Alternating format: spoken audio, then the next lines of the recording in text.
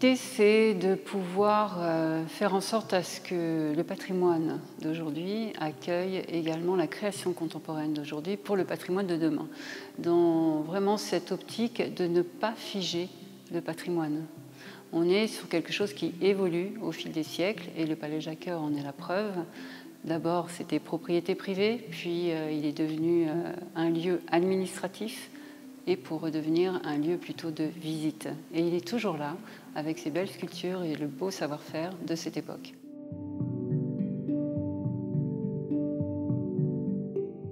Ce qui est important pour nous, c'est le dialogue.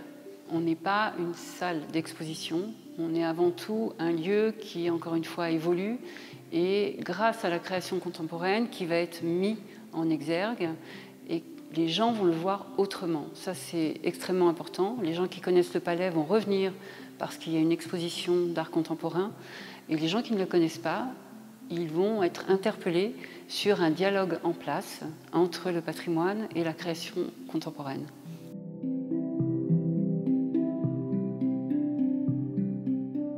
Dans cette exposition, on réunit deux corpus d'œuvres, l'un étant composé de céramique, de grès grand feu, qui sont réalisés dans un four à bois qu'on a construit dans notre atelier. Et l'autre corpus consiste de sculptures en chêne qui prennent la forme de meubles.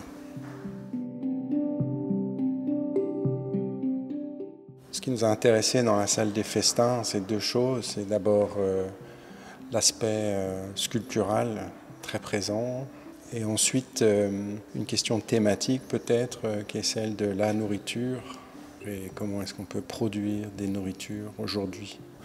Au niveau sculptural, on voit ce fond de décor sculpté très impressionnant.